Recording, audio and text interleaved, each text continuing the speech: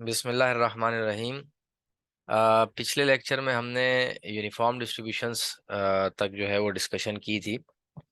और उससे पहले हमने बाइनोमियल डिस्ट्रीब्यूशन और पॉइजन डिस्ट्रीब्यूशन के ऊपर डिस्कशन किया था।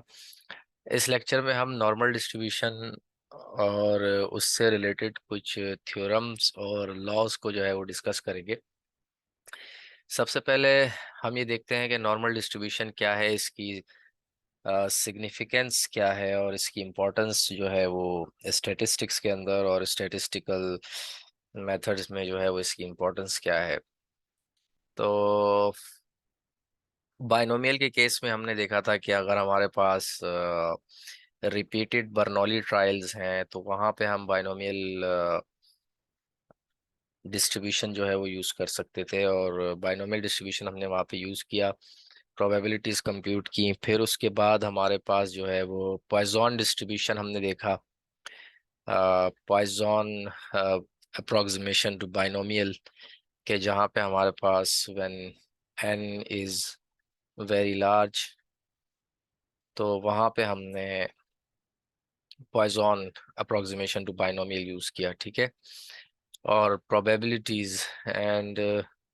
प्रोबेबिलिटीज आर स्मॉल, क्योंकि हमें मालूम है कि बाइनोमियल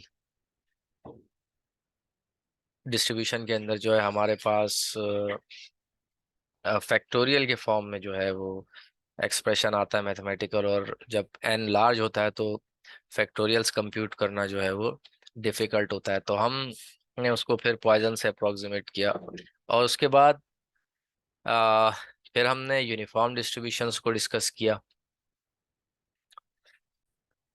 अब हम देखेंगे कि नॉर्मल डिस्ट्रीब्यूशन को जो है वो किस तरीके से हम यूज़ कर सकते हैं प्रोबेबिलिटीज कंप्यूट करने के लिए, और नॉर्मल डिस्ट्रीब्यूशन जो है वो एक्चुअली क्या है, ठीक है। और इसकी सबसे बड़ी इंपॉर्टेंस ये है कि हम डिस्क्रीट रैंडम वेरिएबल्स हों या कंटिन्यूस रैंडम वेरिएबल्स हों, उनको नॉर्मल डिस्ट्रीब्यूशन के थ्रू जो है वो अप्रोक्सीमेट कर सकते हैं। ये सारी चीज़ें हम देखेंगे, ठीक है। तो इसकी जो एग्जांपल्स हैं जो मोस्ट ऑफन अकर होती हैं उसमें, जो डेली लाइफ एग्जांपल्स हैं उसमें measurement of weight, height, temperature, voltage, pollution level and household incomes और स्टूडेंट ग्रेड्स, ये सारी एग्जांपल्स हैं। और इसके अलावा भी बहुत सारी एग्जांपल्स हैं जो डिसीजन मेकिंग में और क्वालिटी कंट्रोल के अंदर जो है हमारे पास यूज़ की जा सकती हैं। कुछ एग्जांपल्स भी हम सॉल्व करेंगे और देखेंगे। अच्छा, इसका डेंसिटी फंक्शन जो है वो चूंकि ये कंटिन्यूस रैंडम वेरिएबल है तो इसका हमारे पास प्रोबेबिलिटी डेंसिटी फंक्शन होता है, ठीक है, जो कि जिसका एक्सप्रेशन मैथमेटिकल एक्सप्रेशन ये है, ठीक है। 1 upon sigma times under root 2 pi, where sigma is standard deviation and mu is population mean, ठीक है। और सिग्मा जो है वो पॉपुलेशन स्टैंडर्ड डेविएशन हमारे पास है। तो डेंसिटी फंक्शन का जो ग्राफ बनता है वो बेल शेप ग्राफ बनता है हमारे पास, ठीक है। और इसका एरिया जो होता है अंडर द कर्व हमारे पास, टोटल एरिया, वो इक्वल्स टू 1 होता है। As we know that probability, maximum probability जो है वो 1 होती है किसी भी इवेंट की। तो इसका जो एरिया अंडर द कर्व होता है वो 1 होता है, और इसका मीन जो है वो सेंटर में होता है। एंड अगर हम ये देखना चाहें कि जो डिस्ट्रीब्यूशन है, यानी कि जो सैंपल स्पेस है वो किस तरीके से डिस्ट्रीब्यूटेड है, तो वो मीन के राइट साइड पे और लेफ्ट साइड पे सिमेट्रिकली डिस्ट्रीब्यूट होता है। जितना राइट साइड पे होगा उतना ही लेफ्ट साइड पे होगा। और जो सिग्मा है, standard deviation, this is a measure of dispersion, और मीन जो है वो मेजर ऑफ सेंट्रल टेंडेंसी है हमारे पास। तो स्टैंडर्ड डेविएशन हमें सिंपली ये बताता है कि जो स्प्रेड है हमारे डिस्ट्रीब्यूशन का वो कैसा है। फॉर इंस्टेंस हमारे पास अगर वेरिएंस ज़्यादा है तो इस तरह का कर्व जो है वो हमारे पास हो सकता है, जिसका स्प्रेड जो है वो इस तरह से हो, ठीक है। और फिर अगर वेरिएंस कम है फॉर इंस्टेंस, तो हमारे पास इस तरह से हो सकता है कर्व, ठीक है। तो ये सारे नॉर्मल डिस्ट्रीब्यूशन की जो है वो एग्जांपल्स हैं। इसके बाद हम देखेंगे कि अब ये, चूंकि इसका डेंसिटी फंक्शन जो है ये एक डिफ़िकल्ट फंक्शन है टू इंटीग्रेट, तो इसका इंटीग्रल जो है वो कंप्यूट करना आसान नहीं है। एनालिटिकली स्पेशली इसको हम कंप्यूट नहीं कर सकते, इसीलिए जो है वो इसको न्यूमेरिकली कंप्यूट किया जाता है और जी टेबल के फॉर्म में हमारे पास इसकी वैल्यूज होती हैं। ठीक है। अच्छा, इसके बाद ये कुछ ग्राफ के अंदर जो है वो शो किया हुआ है डिफरेंट नॉर्मल डिस्ट्रीब्यूशंस को with mean 0 and standard deviation 0.7। अब ये ग्राफ आप देख सकते हैं, इसका स्टैंडर्ड डेविएशन जो है वो 0.7 है और इसका स्प्रेड जो है वो कम है बनिस्बत इस ग्राफ के जिसका स्टैंडर्ड डेविएशन जो है वो 1 है। ठीक है, और इस ग्राफ का भी स्टैंडर्ड डेविएशन हमारे पास 1 है और यहाँ पे म्यू जो है इसका 1 है और म्यू यहाँ पे 0 है, विच मीन्स दैट के दिस इज स्टैंडर्ड नॉर्मल। जब म्यू जो है वो 0 हो और सिग्मा हमारे पास 1 हो तो इसको हम स्टैंडर्ड नॉर्मल कहते हैं। ठीक है। अच्छा, उसके बाद हमारे पास ये कुछ फॉर्म्स लिखी हुई हैं। अच्छा, जब म्यू 0 होगा तो यहाँ पे इस फंक्शन को, डेंसिटी फंक्शन में अगर हम म्यू को 0 पुट करते हैं और सिग्मा को 1 पुट करते हैं तो जो हमारे पास फंक्शन आएगा उसके बाद वो हमें ये फंक्शन मिलता है यहाँ पे। ठीक है, ये फंक्शन मिलता है हमारे पास जहाँ पे जो म्यू जो है इसका 0 है और सिग्मा जो है वो इक्वल्स टू 1 है। ठीक है। तो अब इसका अगर हमने कम्युलेटिव डिस्ट्रीब्यूशन फंक्शन निकालना है तो उसके लिए हमें मालूम है कि हम जो डेंसिटी फंक्शन होता है हमारा उसको नेगेटिव इन्फिनिटी यानी lower limit to X integrate करते हैं और इसको हम वेरिएबल जो है वो चेंज करते हैं। यहाँ फॉर इंस्टेंस हम लिखते हैं F of G D Z. ठीक है। तो हम लिख सकते हैं कि इसका जो डिस्ट्रीब्यूशन फंक्शन होगा वो minus infinity to X 1/√2 pi e to the power negative Z square over 2 D Z. ठीक है। अब ये देख सकते हैं कि जो ये इंटेग्रल है इस फंक्शन का वो एनालिटिकली सॉल्वेबल नहीं है। ठीक है। तो इसकी न्यूमेरिकल अप्रोक्सीमेशन की जाती है और इसी से जो है वो जी टेबल जनरेट हुआ है। ठीक है, ऑलरेडी हमारे पास वैल्यूज इसकी मौजूद होती हैं, उन्हीं की मदद से हम फिर उसको सॉल्व करते हैं। ठीक है। अब यहाँ पर हमारे पास एक एग्जांपल है यहाँ पे। Suppose that of all the clouds that are seeded with silver iodide 58% show splendid growth. If 60 clouds are seeded with silver iodide, what is the probability that exactly 35 show splendid growth? अब देखें, ये binomial distribution की एक example है। हमें probability given है that is 0.58, 58%, और N हमारे पास है 60 और हमारे पास जो है वो हमने देखना है कि P of X equals to 35 जो है वो क्या होगा। ठीक है। तो बेसिकली ये बाइनोमियल डिस्ट्रीब्यूशन का क्वेश्चन है और बाइनोमियल डिस्ट्रीब्यूशन में हमें पता है कि mu equals to N P होता है और सिग्मा जो है वो square root N P Q होता है, where Q is nothing but 1 - P. ठीक है, तो 1 - 0.58 हमारे पास क्यू है। ठीक है। तो इससे हम म्यू निकाल सकते हैं और सिग्मा इजीली फाइंड आउट कर सकते हैं। तो अब अगर हमें बाइनोमियल अप्रोक्सीमेशन से फाइंड करना है तो हमें मालूम है कि हमारे पास इसका फॉर्मूला है N C R P to the power X, sorry N C X P to the power X and Q to the power 1 - X. ठीक है, हम बाइनोमियल से इसको कंप्यूट कर सकते हैं।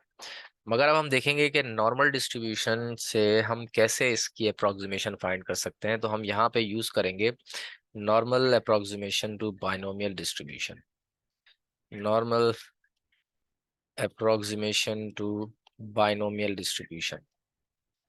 ठीक है। Normal approximation to binomial distribution क्या कहती है कि अगर आपने P of X equals to X निकालना है, ठीक है, तो उसको हम अप्रोक्सीमेटली जो है वो फाइंड कर सकते हैं with some continuity correction factor. Continuity correction factor भी एक इम्पॉर्टेंट आइडिया है इसके अंदर। कंटिन्यूटी करेक्शन फैक्टर बेसिकली हम इसलिए कहते हैं क्योंकि आपको याद होगा कि जब हमने कंटिन्यूअस रैंडम वेरिएबल्स पढ़े थे तो वहाँ पे ये जो प्रोबेबिलिटी होती थी वो जीरो होती थी, ठीक है। मगर अब हम क्या कर रहे हैं कि यहाँ पे हम अप्रोक्सीमेट कर रहे हैं बाइनोमियल डिस्ट्रीब्यूशन को यूजिंग नॉर्मल डिस्ट्रीब्यूशन, जो कि हमने बात की थी पहले कि हम दूसरी डिस्ट्रीब्यूशंस को भी कंटिन्यूअस हो या डिस्क्रीट हो उनको नॉर्मल से अप्रोक्सीमेट कर सकते हैं नॉर्मल डिस्ट्रीब्यूशन से। इसकी ये बहुत बड़ी एक सिग्निफिकेंस है, ठीक है। तो यहाँ से हम इसको अप्रोक्सीमेटली फाइंड कर सकते हैं with some continuity correction factor, ठीक है। जो भी फॉर इंस्टेंस अब हमारे पास यहाँ पे है x इक्वल्स टू 35, ठीक है। तो हम करेंगे क्या कि 35 में से 0.5 जो है वो सब्ट्रैक्ट करेंगे और 35 में 0.5 ऐड करेंगे, ठीक है। ये कंटिन्यूटी करेक्शन फैक्टर कहलाता है क्योंकि जो नॉर्मल डिस्ट्रीब्यूशन हमारे पास होता है बेसिकली, सॉरी बाइनोमियल डिस्ट्रीब्यूशन, उसका ग्राफ कुछ हमारे पास इस तरह से होता है, ठीक है। अगर हम हेड टू टेल की एग्जांपल्स लें और हम देखें, वहां पे हमने देखा था कि इसका ग्राफ जो है वो कुछ इस तरह से था। और इसको जब हम अप्रोक्सीमेट कर रहे हैं बाइनोमियल उससे नॉर्मल से, तो बेसिकली हमारे पास कुछ इस तरह का ग्राफ आएगा, ठीक है। तो ये एग्जैक्टली जो है वो इस डिस्ट्रीब्यूशन को तो शो नहीं करता, मगर approximately very close to the distribution जो है वो ये कर्व इसको अप्रोक्सीमेट करता है, ठीक है। तो अब हमारे पास जो है वो x इक्वल्स टू 35 के ऊपर ये वैल्यू मांगी गई है, एग्जैक्टली 35 के ऊपर। फॉर इंस्टेंस यहाँ पे जो है ये 35 है। तो हम क्या करेंगे, क्योंकि हमारे पास बाइनोम नॉर्मल डिस्ट्रीब्यूशन के अंदर जो है वो कंटिन्यूअस डिस्ट्रीब्यूशन है, इसलिए एग्जैक्टली ये प्रोबेबिलिटी तो हम फाइंड नहीं कर सकते क्योंकि हम कहते हैं कि ये जीरो है। तो जब हम इसको अप्रोक्सीमेट करते हैं तो हमारे पास जो भी x होता है उसमें से 0.5 जो है वो माइनस करते हैं और 0.5 प्लस करते हैं, ठीक है। और फिर इसकी प्रोबेबिलिटी जो है वो कैलकुलेट करते हैं यूजिंग स्टैंडर्ड नॉर्मल। और उसको जो है हम binomial approximation, sorry normal approximation to binomial distribution कहते हैं। अब देखें हमारे पास फॉर्मूला क्या है basically p of x equals to 35 is approximately equals to p of 34.5 less than x less than 35.5। तो यहाँ पे अप्रोक्सीमेटली इक्वल है, ये इसके एग्जैक्टली इक्वल नहीं है बट अप्रोक्सीमेटली इक्वल है कि इस इंटरवल में जो प्रोबेबिलिटी होगी नॉर्मल डिस्ट्रीब्यूशन जी स्कोर से जो हम कैलकुलेट करेंगे प्रोबेबिलिटी, इस इंटरवल के अंदर जो होगी वो इसके इक्वल होगी अप्रोक्सीमेटली, ठीक है। तो आ, अब हमारे पास जो है वो फॉर्मूला है पी ऑफ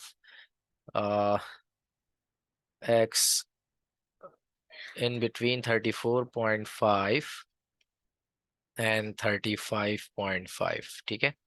तो बेसिकली हमारे पास जो z होता है वो इक्वल होता है x minus mu over sigma, ठीक है। तो हमें दो चीज़ें यहाँ से चाहिए, म्यू और सिग्मा। म्यू हमें पता है बाइनोमियल का np होता है और सिग्मा हमें पता है अंडर रूट np क्यू होता है। हम सिग्मा और म्यू क्यों बाइनोमियल से कैलकुलेट कर रहे हैं, बाइनोमियल से इसलिए कैलकुलेट कर रहे हैं यहाँ पे क्योंकि ये normal approximation to binomial distribution है। एक्चुअल डिस्ट्रीब्यूशन जो है हमारे पास वो बाइनोमियल है। तो जो मीन और जो स्टैंडर्ड डेविएशन हम कैलकुलेट करते हैं वो एक्चुअल डिस्ट्रीब्यूशन से ही कैलकुलेट करते हैं। तो म्यू हमारे पास आ जाएगा, n है 60 और प्रोबेबिलिटी है 0.58। इसी तरह सिग्मा हमारे पास आ जाएगा 60 टाइम्स 0.58 टाइम्स 0.42, ठीक है। यहाँ से हमारे पास सिग्मा आ जाएगा दैट इज 3.82 और म्यू हमारे पास आ जाएगा 34.8, ठीक है। तो अब हम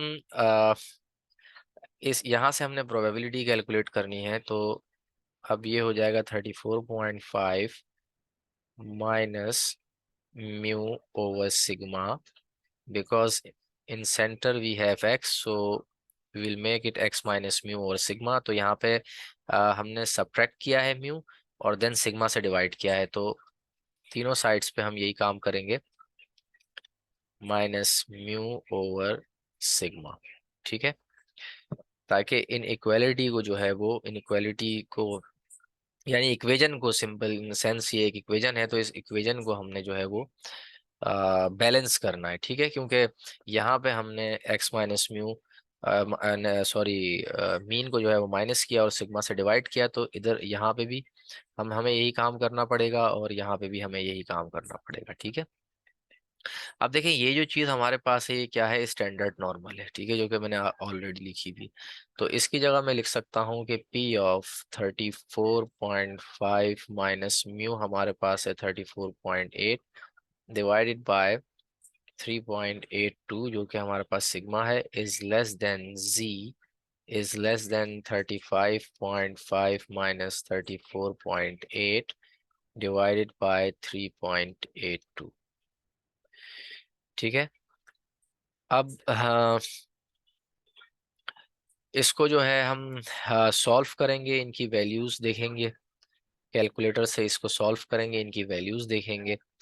तो हमारे पास जो इनकी वैल्यू है वो है -0.08, जो कि इसकी वैल्यू है, और इसकी वैल्यू हमारे पास है 0.18, ठीक है।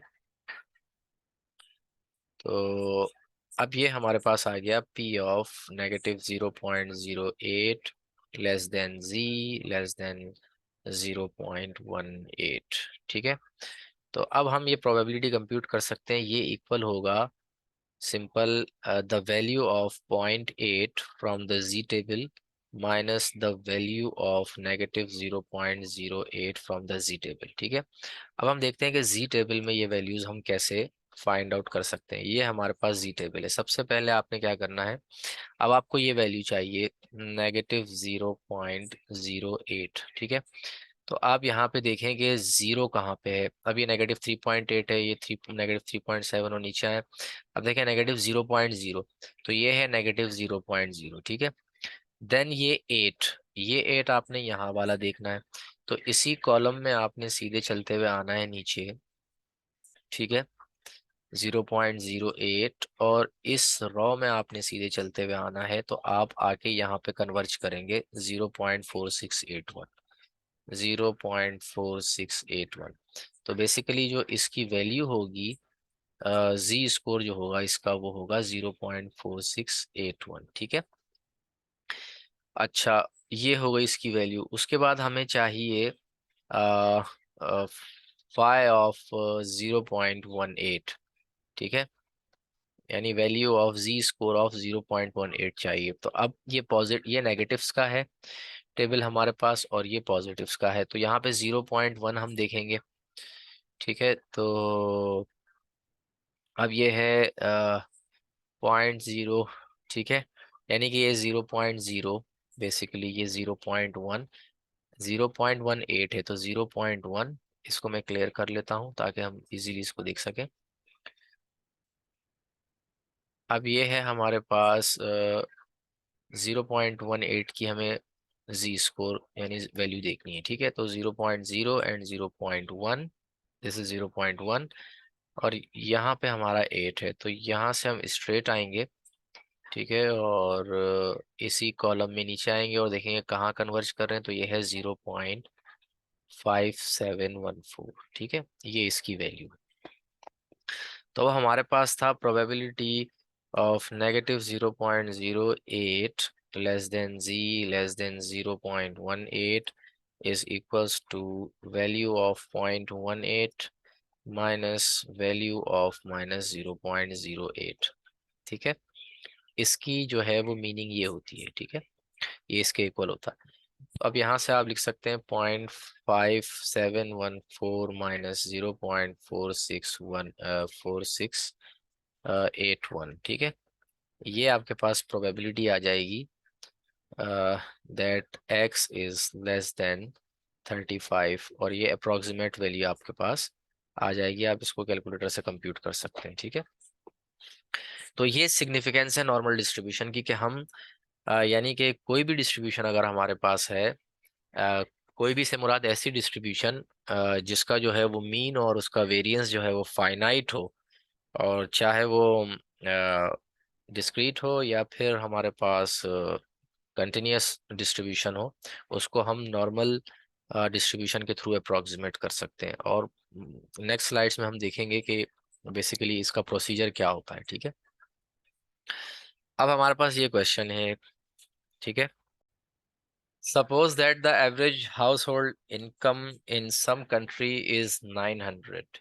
ठीक है, अब ये एवरेज हाउस होल्ड इनकम आपके पास है, मींस कि आपके पास म्यू जो है वो गिवन है। ठीक है, अच्छा, उसके बाद जो है कहा गया कि and the standard deviation is 200 coins, और जो स्टैंडर्ड डेविएशन है वो भी आपको गिवन है। ठीक है, assuming the normal distribution of incomes. अब देखें, इस डिस्ट्रीब्यूशन को इन्होंने कहा है कि ये नॉर्मल डिस्ट्रीब्यूशन है। ठीक है, तो अब इसमें देखें, एक चीज इंपॉर्टेंट है कि पहली चीज ये है कि ये नॉर्मल डिस्ट्रीब्यूशन इटसेल्फ मींस के कंटिन्यूअस डिस्ट्रीब्यूशन है, तो इसमें कंटिन्यूटी करेक्शन फैक्टर जो है वो यूज नहीं होगा। ठीक है ना, मैं फिर बता रहा हूँ, कंटिन्यूटी करेक्शन फैक्टर सिर्फ उस वक्त यूज होता है जब हमारे पास डिस्क्रीट रैंडम वेरिएबल होता है और उसकी हम नॉर्मल अप्रोक्सीमेशन करते हैं। ठीक है, तो डिस्क्रीट के केस में सिर्फ हमारे पास जो है ये प्रॉब्लम आती है। अच्छा, अब यहाँ पे कहा है कि ये नॉर्मल डिस्ट्रीब्यूशन है। Compute the proportion of the middle class whose income is between 600 and 1200 coins. तो बेसिकली हमें हमसे जो पूछा गया है वो ये पूछा गया है कि probability of 600 less than X less then 1200, ये प्रोबेबिलिटी हमने कंप्यूट करनी है। ठीक है, और फॉर्मूला हमारे पास है z equals x minus mu और सिग्मा। तो यहाँ से हम इसको यूँ लिख सकते हैं, 600 less than X less then 1200। ठीक है, तो सबसे पहले हमने यहाँ से म्यू सब्ट्रैक्ट किया, तो तमाम साइड्स पे हम म्यू सब्ट्रैक्ट करेंगे, then we divide by sigma, तो we divide by sigma on each side. ठीक है, अब यहाँ पे हमारे पास म्यू गिवन है, सिग्मा गिवन है, तो हम इजीली इसको कंप्यूट कर सकते हैं। ठीक है, इनको हम कंप्यूट कर सकते हैं। तो यहाँ पे हम इसको लिख लेते हैं कि P of 600 minus 900 divided by 200 is less then, इसको हम z लिखते हैं, is less then 1200 minus 900 divided by 200। ठीक है, ये हमारे पास, यहाँ से इसको सॉल्व करेंगे, इसकी वैल्यू हमारे पास आएगी, ये आएगी probability of -1.5 less than z less than +1.5। ठीक है, तो ये इक्वल होगा value of 1.5 minus value of -1.5 from the z table. ठीक है, अब सिमिलरली z टेबल में वैल्यूज हम इजीली फाइंड कर सकते हैं। इसको यहाँ पे हम ये जी टेबल में हमने देखना है, इसको मैं इरेज कर देता हूँ। ठीक है, इसको मैं इरेज कर देता हूँ और ये वैल्यूज हमने देखनी है, इनको हम रिटेन करते हैं यहाँ पे। तो यहाँ से जी टेबल में सबसे पहले हमने देखना है कि वैल्यू ऑफ 1.5, तो 1.5 देखें, यहाँ पे आपके पास ये 1 है, 1.1 1.2 1.3 1.5 एंड 1.5 है, तो it means that this is 1.50। तो 1.5 के आगे हम जीरो कॉलम में जाके देखेंगे तो ये वैल्यू हमारे पास आएगी 0.932।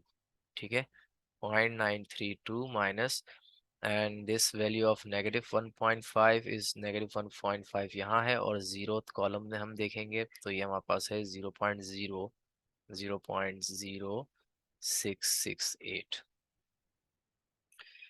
ठीक है, तो ये हमारे पास प्रोबेबिलिटी आएगी कि 8664, इसका मतलब ये है कि 86.64% चांस है कि जो हाउस होल्ड इनकम जो होगी वो 600 और 1200 के बीच में होगी। ठीक है, जो हाउस होल्ड इनकम है वो इस दरमियान होगी, इसकी प्रोबेबिलिटी जो है वो 86.64% है। ठीक है, तो इस तरह से हम ये प्रोबेबिलिटीज जो है वो कंप्यूट कर सकते हैं।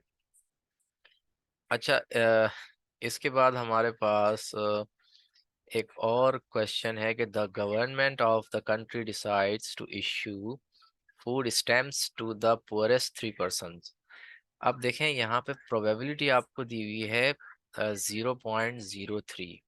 ठीक है, अब ये प्रोबेबिलिटी आपको गिवन है। ठीक है, पुअरेस्ट 3% को जो है वो फूड स्टैम्प्स प्रोवाइड करेगी गवर्नमेंट। अब below what income will families receive food stamps. अब हमें इनकम निकालनी है, मींस के नंबर ऑफ कॉइन्स, यानी जो इनकम होगी फैमिली की वो कितने कॉइन्स होगी, तो कितने कॉइन्स या उससे कम होगी तो जो है वो गवर्नमेंट उनको फूड स्टैम्प्स प्रोवाइड करेगी। ठीक है, विच मीन्स दैट के अब यहाँ पे हमें जो प्रोबेबिलिटी हो है एक्स लेस देन एक्स वो गिवन है, वो कंप्यूट नहीं करनी हमें, बल्कि हमें यहाँ पे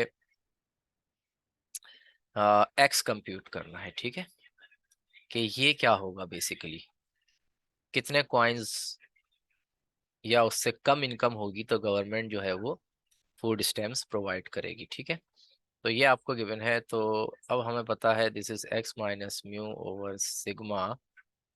सो दिस इज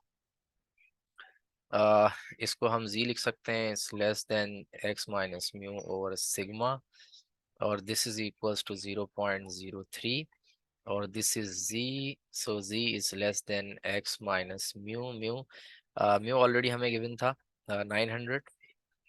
ठीक है, और सिग्मा भी हमें ऑलरेडी गिवन है, this is equals to 0.03, which means that the value x minus 900 over 200 is equals to 0.03। यही हमने कहा था ना प्रीवियसली कि अगर this is less then this, यानी p of z is less then this, वहां पे हमारे पास इस तरह की कंडीशन आ रही थी, प्री 600 x लेस देन 1200। ठीक है, तो जब हमने प्रोबेबिलिटीज कंप्यूट की तो हमारे पास कुछ इस तरह की वैल्यू आ रही थी a minus five of p। ठीक है, क्योंकि यहाँ पे इक्वलिट जो है वो सेंटर में थी, जो वैल्यू थी, और बाउंडेड था दोनों साइड से। ठीक है, अब इसमें z is less then this है। ठीक है, it means that this is the upper bound और लोअर बाउंड कोई नहीं है फिलहाल। ठीक है, यहाँ पे अपर बाउंड गिवन है। तो अब function of this value fi of this value is equals to 0.03, which means that कि अगर मैं phi को राइट साइड पे मूव करता हूँ तो ये this will be phi inverse 0.03। ठीक है, अब इसका क्या मतलब है बेसिकली phi इनवर्स 0.03 का, ये इम्पोर्टेंट है। ठीक है, क्योंकि ये वैल्यू हमारे पास आ गई तो हम x फाइंड कर सकते हैं, बाकी हमारे पास ये नोन है। ठीक है, तो phi इनवर्स ऑफ 0.03 का मतलब ये है कि अब आपने टेबल में जाना है और देखना है टेबल में कि 0.03 की जो प्रोबेबिलिटी है वो इस पूरे टेबल में कहाँ पे है। ठीक है, जो जी स्कोर है 0.03, तो हम देखेंगे कि 0.03 हमारे पास कहाँ पे है एक्चुअली। ठीक है, तो ये 0.0301 है। ठीक है, ये 0.0301 है। ठीक है, और हमें चाहिए 0.03 का, तो हम कह सकते हैं कि ये अप्रोक्सीमेटली जो है वो इसके इक्वल है, तो हम ये वैल्यू कंसिडर कर सकते हैं यहाँ पे। तो ये है -1.8 और यहाँ पे है 8। ठीक है, 8th कॉलम में है, तो ये वैल्यू हो जाएगी -1.88। तो हम लिख सकते हैं कि x minus 900 over 200 equals to -1.88। ठीक है, और फिर हम इस इक्वेशन को सॉल्व करेंगे क्योंकि अब ये सिंपल अलजेब्राइक इक्वेशन है। तो यहाँ से हमारे पास जो वैल्यू आएगी वो आएगी 524 कॉइन्स, विच मीन्स दैट के अगर आ, जो फैमिली की इनकम है वो 524 कॉइन्स से कम होगी तो गवर्नमेंट जो है वो उनको फूड स्टैम्प्स प्रोवाइड करेगी। ठीक है, तो ये एक इनवर्स प्रोबेबिलिटी का जो है वो क्वेश्चन था।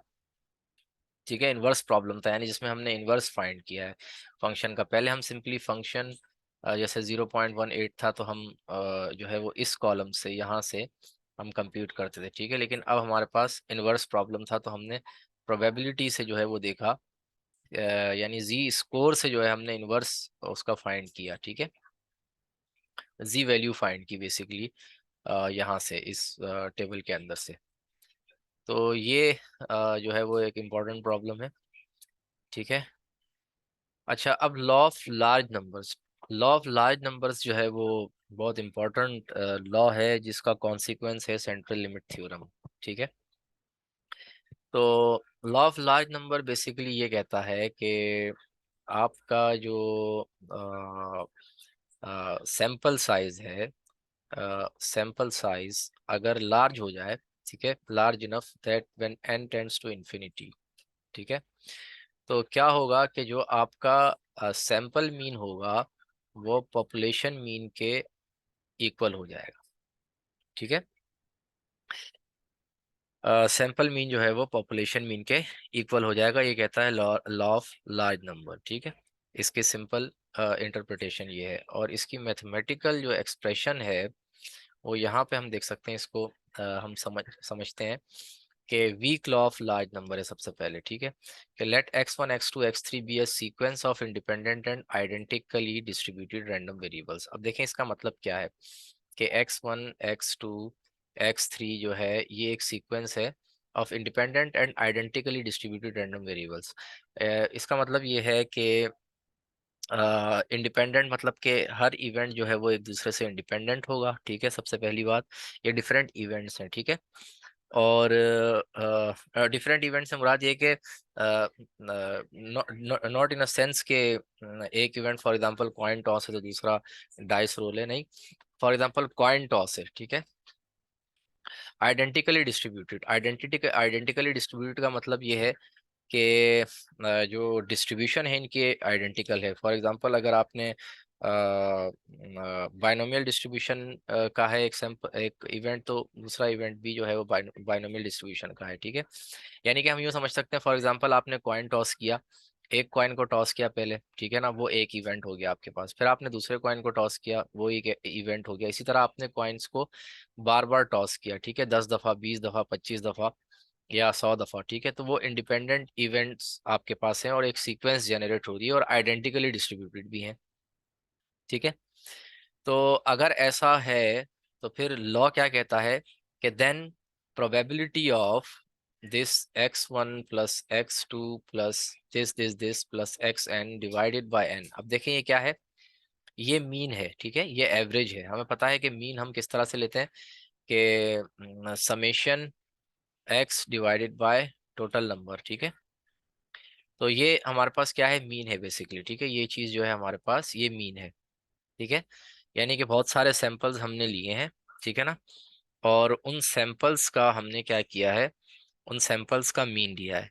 तो क्या होगा, उस मीन को अगर मैं सब्ट्रैक्ट करूं पॉपुलेशन मीन से, ठीक है, यानी जो ये जो मीन आया है हमारे पास डिफरेंट सैंपल्स लेके एक सीक्वेंस ऑफ जो है वो इवेंट्स जो हमने लिया है, उससे जो मीन आया है उससे अगर हम पॉपुलेशन मीन को सब्ट्रैक्ट करें तो वो ग्रेटर देन एप्सिलॉन हो। अब यहाँ पे लिखा है for all epsilon greater than 0, which means that के मतलब कि ये 0 से बड़ा कोई भी नंबर आ जाए यहाँ पे। यानी 0 से बड़ा कोई नंबर का मतलब क्या है कि 0.0000000001 या 0.001 या 0. बिलियन टाइम्स 0.1, मतलब 0 से बड़ा कोई भी नंबर, ठीक है, आ जाए, इसकी प्रोबेबिलिटी जो है वो 0 होगी। यानी ऐसा होने की प्रोबेबिलिटी 0 होगी। मतलब क्या हुआ, इसका इनडायरेक्टली मीनिंग यही है कि अगर आप सैंपल साइज जो है वो लार्ज लेंगे, ठीक है, तो आपका जो मीन होगा वो एक्चुअली पॉपुलेशन मीन के ही इक्वल होगा, ठीक है। तभी तो प्रोबेबिलिटी जो है वो इससे जो है इसकी प्रोबेबिलिटी, यानी इस मीन की प्रोबेबिलिटी माइनस पॉपुलेशन मीन, यानी कि sorry this mean minus population mean, और इसकी किसी छोटे यानी 0 से बड़े होने की प्रोबेबिलिटी जो है वो 0 होगी, ठीक है। यानी सिंपल इन सेंस के ये इक्वल होगा, ठीक है। और strong law of large number क्या कहता है, उसी की एक्सटेंशन है कि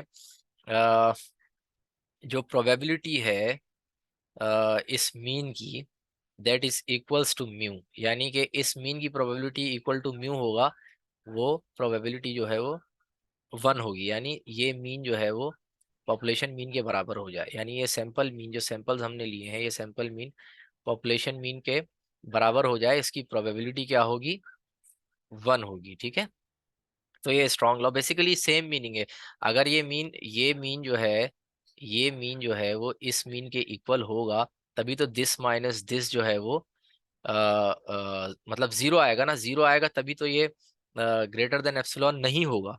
ठीक है ना, तभी कह रहा है कि इसकी प्रोबेबिलिटी जीरो होगी कि इसमें से इसको माइनस करें और कोई जीरो से बड़ा नंबर आ जाए, इसकी प्रोबेबिलिटी जो है वो जीरो होगी। यानी कि सिंपल मीनिंग यही है कि ये जो मीन होगा आपका पॉपुलेशन मीन के इक्वल हो जाएगा।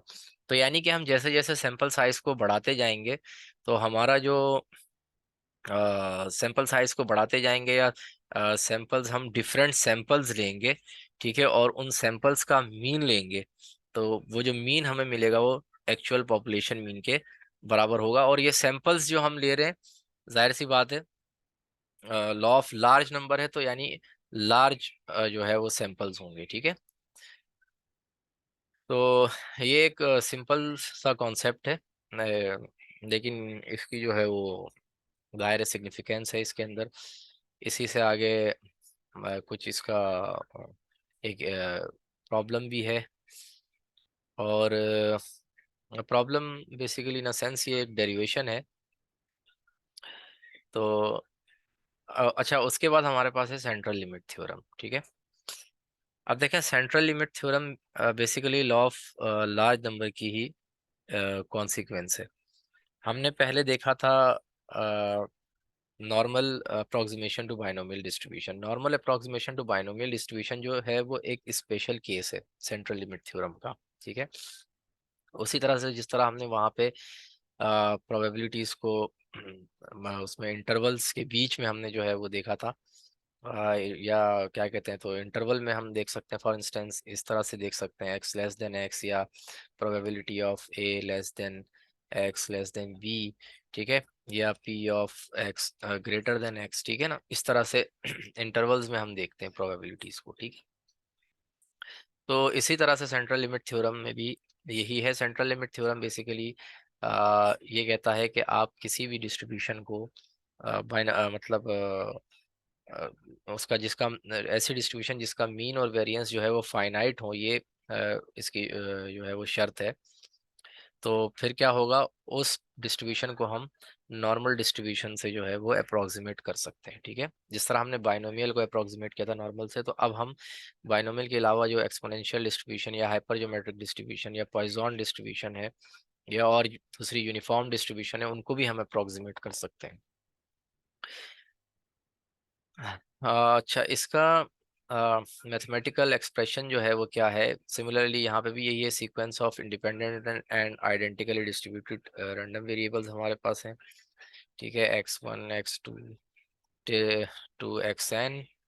ठीक है, this minus n times mu over sigma times under root n, zn is equals to this thing. ठीक है, अब ये प्रॉब्लम्स में जो है हम देखेंगे कि किस तरीके से इसको हमने यूज करना है। ठीक है, अब ये जो है क्या है हमारे पास, ये सम है बेसिकली। ठीक है, ये हमारे पास सम है, तमाम independent identically distributed random variables जो है उनका सम है हमारे पास, और हमने माइनस किया है n टाइम्स म्यू से, यानी जितने यहाँ पे रैंडम वेरिएबल्स हमारे पास हैं उनका जो n होगा वो मल्टीप्लाई होगा किससे, पॉपुलेशन मीन म्यू से। ठीक है, over sigma times under root n। अच्छा, इसके जो है हमारे पास दो वर्जन्स हैं इस सेंट्रल लिमिट थ्योरम के। एक वर्जन जो है हमारे पास सेंट्रल लिमिट थ्योरम का वो ये है। ठीक है, यानी कि p of X N minus mu over sigma divided by under root n less than equals to x। ठीक है, और एक हमारे पास वर्जन है probability of S N minus N times mu divided by sigma times under root n less than equals to x। ठीक है, एक इस फॉर्म में हमें मिलेगा, इस फॉर्म में। अब ये यूज कौन सा कब यूज होगा, ठीक है, इसमें देखें एस एन जो है बेसिकली ये सम है। ठीक है, अब इस पे कुछ प्रॉब्लम्स करेंगे तो और ज़्यादा क्लियर होगा कि अगर हमें सम गिवन होगा, ठीक है, तो हम ये फॉर्मूला यूज़ करेंगे। और अगर हमें सम गिवन नहीं है नॉर्मली, मतलब एक्स हमें गिवन है, एक्स एन गिवन है, तो फिर वहाँ पे हम जो है वो ये फॉर्मूला यूज़ करेंगे, ठीक है। तो इसको देखते हैं, इसको मज़ीद डिस्कस करते हैं। फॉर एग्जांपल अब यहाँ पे एक क्वेश्चन हमारे पास है, life time of a TV tube in years is an exponential random variable with mean 10, ठीक है। इसका म्यू जो है वो 10 है, और चूंकि ये एक्सपोनेंशियल रैंडम वेरिएबल है तो इसका सिग्मा जो है वो इसके मीन के ही इक्वल होता है, वेरिएंस भी, ठीक है, एक्सपोनेंशियल डिस्ट्रीब्यूशन का, एक्सपोनेंशियल रैंडम वेरिएबल का।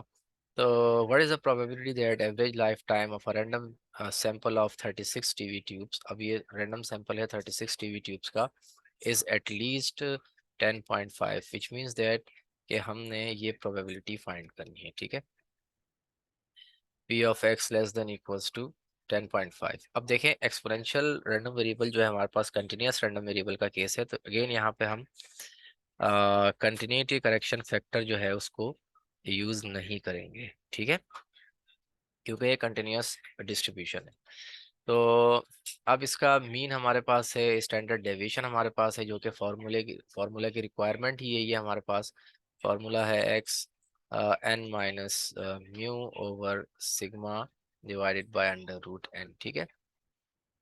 तो ये प्रोबेबिलिटी हमने फाइंड करनी है that this is less than equals to 10 point, sorry is at least है, sorry at least means is greater than equals to, not less than equals to. अगर at most होता तो फिर लेस देन इक्वल्स टू होता है, यहाँ पे एटलीस्ट है तो ये ग्रेटर देन इक्वल टू होगा, ठीक है। तो हमने प्रोबेबिलिटी फाइंड करनी है that this is greater than equals to 10.5, ठीक है। यानी कि जो X N, sorry not this thing, but जो हमारे पास एक्स एन है वो ग्रेटर देन इक्वल्स टू 10.5 है, ये हमने प्रोबेबिलिटी फाइंड करनी है, ठीक है। तो अब देखें सिमिलरली हम इसमें फार्मूला यूज करेंगे that x is greater than equals to 10.5 equals to probability of, अब देखें यहाँ पे x माइनस 10 जो कि हमारे पास मीन है, ठीक है, डिवाइडेड बाय 10 अगेन मीन है, and divided by under root 36 जो कि हमारे पास n है, is greater than equals to 10.5, ठीक है। ये 10.5 हमें दिया गया है स्मॉल x, ठीक है। 10.5 माइनस 10 जो कि मीन है हमारा, divided by 10 divide by under root 36, ठीक है। इसको हम कंप्यूट करेंगे, हमारे पास वैल्यू आएगी 0.30। अब ये हमारे पास है P of X greater than equals to 0.30, which means that कि हमें जो एरिया चाहिए बेसिकली, फॉर इंस्टेंस ये नॉर्मल डिस्ट्रीब्यूशन कर्व है, तो हमें जो एरिया चाहिए लेट्स से कि 0.30 जो है वो यहाँ पे है, तो हमें इससे ग्रेटर एरिया चाहिए, विच मीन्स दैट के हमें ये वाला एरिया चाहिए, ठीक है। तो जो फाई ऑफ 0.30 है वो बेसिकली हमें क्या देता है, वो हमें ये वाला एरिया देता है, इससे पीछे वाला एरिया, ठीक है। लेकिन हमें इसके आगे वाला एरिया चाहिए, और हमें पता है इसका टोटल एरिया जो है 1 है। तो अगर हम 1 में से ये सारा एरिया माइनस कर दें, विच मीन्स दैट इसको माइनस कर दें, तो हमें ये एरिया मिल जाएगा, ठीक है, जो कि 0.30 से ग्रेटर एरिया है। तो हम क्या करेंगे, 1 माइनस फाई ऑफ 0.30, ये जी स्कोर हम टेबल से देख सकते हैं ऑलरेडी, हमें मालूम है, तो हम इसमें से माइनस सब्ट्रैक्ट करेंगे, हमारे पास प्रोबेबिलिटी आ जाएगी दैट इज 38.2% चांस है कि जो एवरेज लाइफ टाइम होगा इन टीवी ट्यूब्स का वो एटलीस्ट 10.5 होगा, ठीक है। तो मतलब बहुत कम प्रोबेबिलिटी है, 38.2% चांस है, ठीक है, यानी 50% से भी कम चांस है कि इनका जो मीन लाइफ हो वो एटलीस्ट 10.5 हो, ठीक है।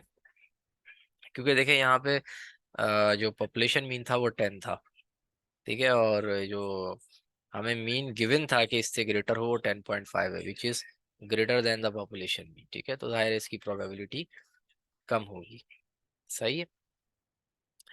इसी तरह अब हम एक दूसरा क्वेश्चन देखते हैं।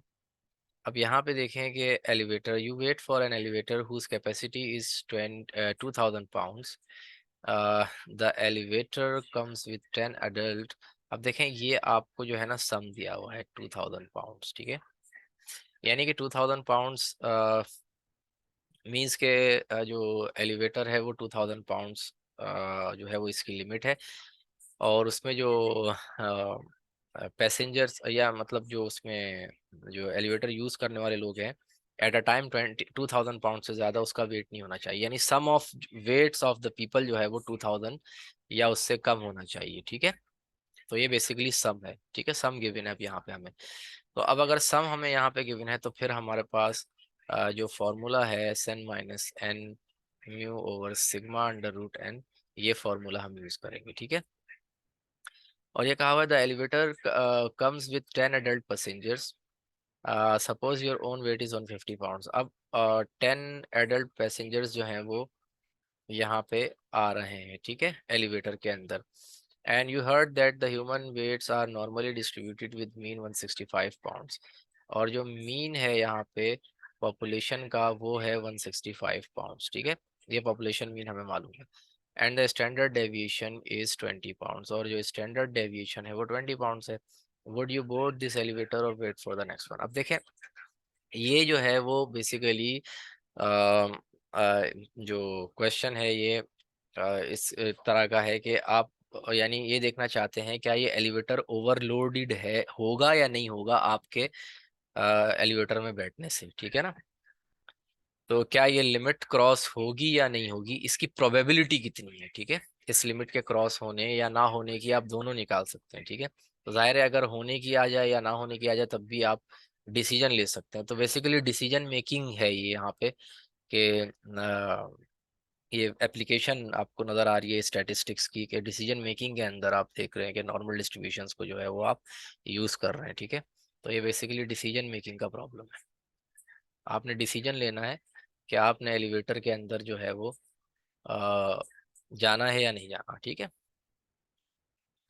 तो अब देखें यहाँ पे सम आपको गिवन है, और अब आपने ये निकालना है कि अगर उस सम के साथ यानी कि जो 10 पैसेंजर्स का सम है, ठीक है, 10 पैसेंजर्स का सम कितना होगा, जाहिर सी बात है 10 × 165 होगा, ठीक है। क्योंकि हमें पता है कि जो सम डिवाइडेड बाय जो n होता है वो हमारे पास मीन होता है, ठीक है।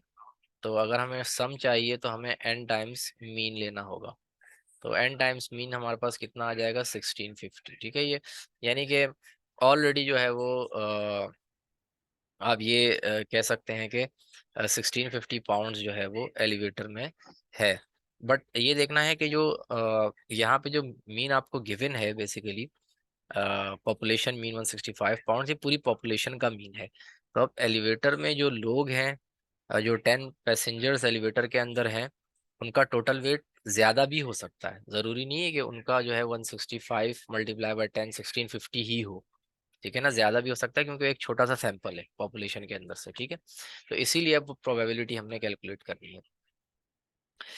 तो अब देखें यहाँ पे ये जो वेट है वो 1650 है।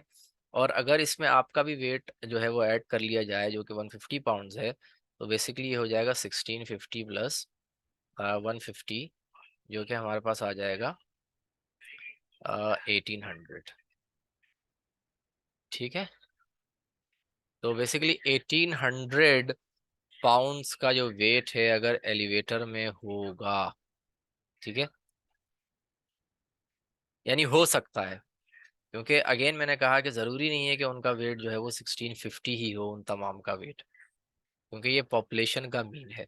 और जो 10 लोग हैं वो रैंडम उठाए गए हैं, ठीक है। और मीन आपको पता है मीन मतलब सेंटर वैल्यू देता है आपको, वो मैक्सिमम वैल्यू नहीं देता आपको, ठीक है, या मिनिमम वैल्यू नहीं देता, वो सेंटर वैल्यू देता है, ठीक है। तो उसमें कुछ लोग जो है वो ज़्यादा, जैसे क्लास का स्कोर है उसका आप मीन लेते हैं तो जाहिर है उस क्लास में बहुत सौ ने मीन से आगे का स्कोर किया होगा, बहुत सौ ने मीन से पीछे का स्कोर किया होगा, ठीक है।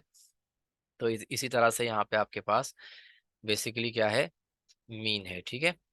तो अब आपने प्रोबेबिलिटी कैलकुलेट करनी है S 10 minus N mu divided by sigma under root N. क्योंकि यहाँ पे सम गिवन है तो ये वाला फॉर्मूला हम यहाँ यूज करेंगे कि ये ग्रेटर देन हो जाए किससे, 2000 माइनस 1800 डिवाइडेड बाय 20 √n से। ठीक है, तो देखेंगे कि इसके इसके इसके इससे ग्रेटर होने की क्या प्रोबेबिलिटी है। ठीक है, तो ये प्रोबेबिलिटी हम कंप्यूट करेंगे, इसको हम कंप्यूट करेंगे, ये हमारे पास आ रहा है 3.16। तो ये ग्रेटर का है, तो अगेन क्या है हमारे पास, हमें इससे आगे का एरिया चाहिए। ठीक है, यानी ये हमारे पास नॉर्मल डिस्ट्रीब्यूशन कर्व है, और लेट्स से कि जो ये वैल्यू है 3.6 वो यहाँ कहीं है। ठीक है, 3.16, तो हमें इसके आगे का एरिया चाहिए। तो हम क्या करेंगे, सिंपल जो F5 ऑफ 3.16 है वो हमें इसके पीछे का एरिया देगा। ठीक है, ये वाला एरिया देगा। तो अब हमें ये एरिया चाहिए, तो हम क्या करेंगे, वन में से इसको माइनस कर देंगे, तो हमें ये एरिया मिल जाएगा। तो वन में से इसको माइनस करेंगे, आ रहा है 0.0008, विच मीन्स दैट 0.08% चांस है। ठीक है, यानी बहुत कम चांस है कि ये एलिवेटर जो है वो ओवरलोड हो जाए, यानी ये जो वेट है वो इससे ज्यादा हो जाए। ठीक है, तो 0.08% चांस है कि जो एलिवेटर है वो ओवरलोड हो जाए। तो आप डिसीजन ले सकते हैं इजीली कि आप एलिवेटर में बैठ सकते हैं, क्योंकि बहुत कम चांस है कि एलिवेटर जो है वो ओवरलोड हो जाए। तो ये कुछ एग्जांपल्स इसकी थी, एक एग्जांपल हम और देख लेते हैं इसकी।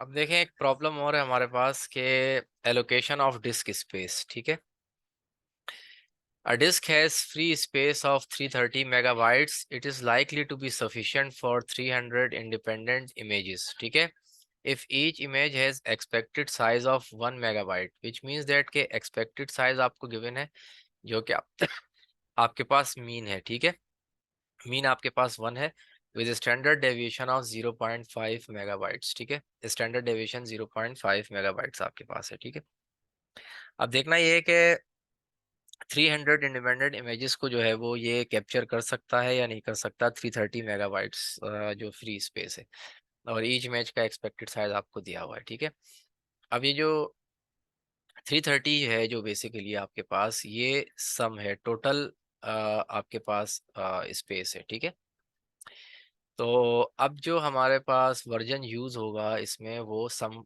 वाला वर्जन यूज होगा, जो हमने देखा था कि probability of Sn - n times mu over sigma times √n, और n आपको यहाँ पे गिवन है कितना, 300। ठीक है, 300 इंडिपेंडेंट इमेजेस हैं, और म्यू जो है वो 1 है। ठीक है, तो अब हमने निकालना है कि क्योंकि इसने जो है 330 मेगाबाइट्स का जो स्पेस है, इसने 300 इमेजेस को कैप्चर करना है, तो तभी पॉसिबल होगा when this sum is less than equals to 300। ठीक है, जो प्रोबेबिलिटी है इसकी, sorry, Sn is less than equals to 300। ठीक है, तो ये इमेजेस कैप्चर कर सकेगा। तो ये इमेजेस को जो है वो कैप्चर करेगा अगर इसकी जो है वो Sn is less than equals to 330। इसकी प्रोबेबिलिटी हमने देखनी है कि अगर इसकी प्रोबेबिलिटी हाई है या इसकी प्रोबेबिलिटी लो है कि ये इमेजेस को कैप्चर कर ले। ठीक है ना, यानी स्टोर कर ले इमेजेस को। तो Sn minus N mu over sigma times √n is less than equals to 330, जो कि हमें गिवन है। ठीक है, सम गिवन है हमें Sn -300, जो कि हमारे पास n है, this is n times mu, mu is 1 divided by 0.5, that is standard deviation times √n। ठीक है, 300 हमारे पास n है। तो यहाँ से हम कंप्यूट करेंगे तो हमारे पास जो प्रोबेबिलिटी आएगी वो आ रही है 99.97%, के हाई प्रोबेबिलिटी है बहुत कि ये जो इमेजेस हैं वो इस फ्री स्पेस में स्टोर हो जाए। ठीक है, तो इस टाइप के प्रॉब्लम्स आपको आ सकते हैं, और इसमें कंफ्यूजन भी आपको रह सकती है कि कब हमने Sn वाला फार्मूला यूज़ करना है और कब हमने सिंपल x वाला फार्मूला यूज़ करना है। तो इसीलिए हमने दोनों टाइप के एग्जांपल्स को जो है सॉल्व कर लिया है, और भी एग्जांपल्स आपको बुक्स में मिल जाएंगे। तो अ, बाकी लेक्चर 6 की जो है वो वीडियो जो है मैं रिकॉर्ड करके फिर अपलोड कर दूंगा। ठीक है, थैंक यू।